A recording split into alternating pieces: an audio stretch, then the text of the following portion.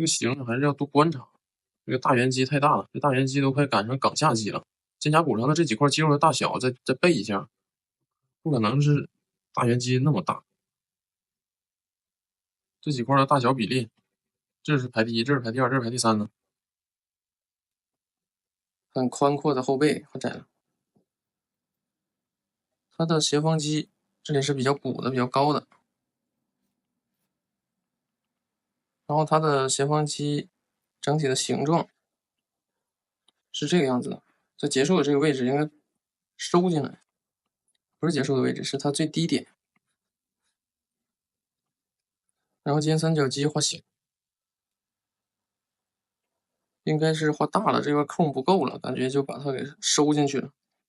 不要迁就形状啊，要为了形准去画，不要因为空而迁就形。它形状的整体特征是这样。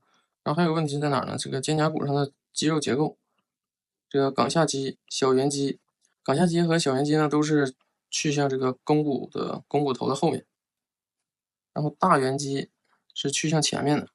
虽然说在照片中啊，这个外皮肤看起来是这样的穿插，但实际上大圆肌在这里它是往前走的，这个手臂的肱三头肌是在这个角度下是在前的，它应该是这样的一个穿插关系。画结构呢，要把手臂的圆柱画上，颈部的圆柱也画清楚。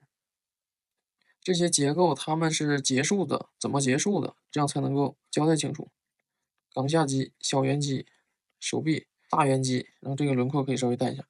它本来应该是这个样子的，这个肩胛骨这个位置的结构呢画小了，尤其是大圆肌这里，先把内部的结构画清楚，那下面这个比例就不太对了。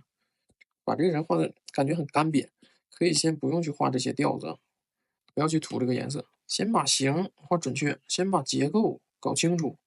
你看这个肩三角肌是它有这么大，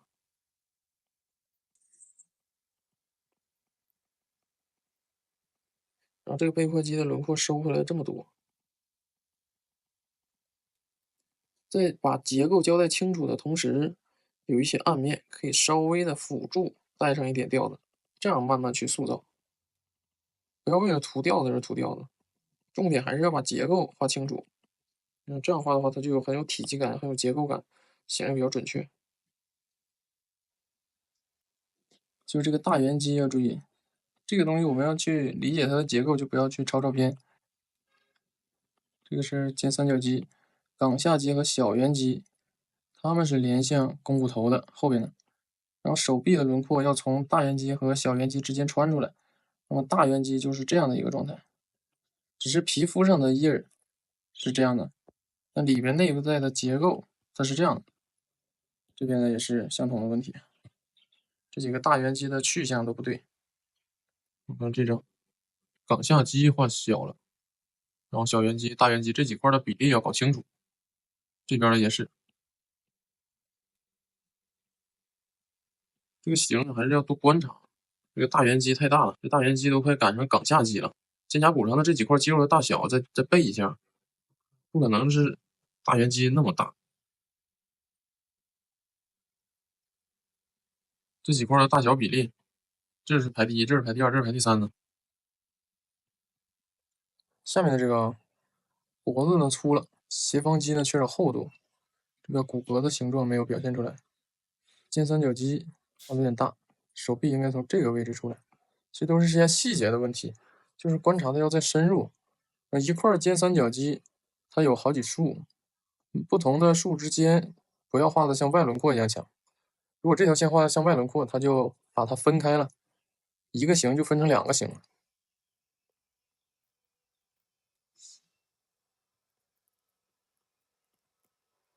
然后背阔肌上平原的轮廓应该是这个样子，腰画长了，前后上棘应该在这个位置，它的结构呢应该是这样。然后用线的层次，注意哪些线条是重的，不要把所有的线都画的一样重，尤其是下面这个线条都太平均。肩胛骨上的三块肌肉还是没有掌握啊。后边的这个冈下肌和小圆肌这两块是在后边的，手臂从这里出来，也就是小圆肌和大圆肌之间，大圆肌是往前走的，背阔肌也是往前走的。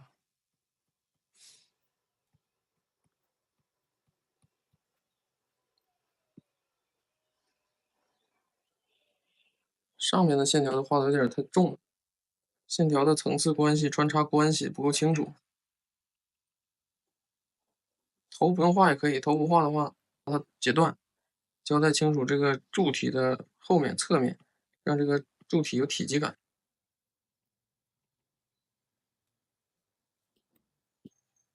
这里不要表现的这么生硬，画一条特别重的线，它都是面，造型上面都是面，看起来像线的那都是窄面。这里画宽了，这条线在这里不能虚。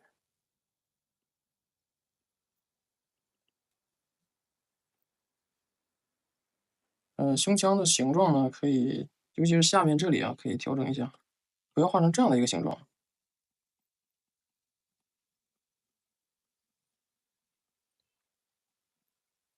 要注意下端点的这个形状，还有是最后一对肋骨它的趋势。我在照片上画一下，上边大概在这儿，下边大概在这儿，以一个自然的弧度把上下相连，得到一个卵圆形。让胸腔后边下端的开口位置低一些，这是中线。它的胸腔应该是这样的一个形状，你这个胸腔画有点扭曲。它这个大圆肌不应该压着手臂的轮廓。这里是肱骨头，冈下肌和小圆肌可以在这个后边，然后大圆肌应该穿到前面去。所以说手臂的这条轮廓呢，它是在大圆肌和小圆肌之间。肩胛骨上的结构就是这样的。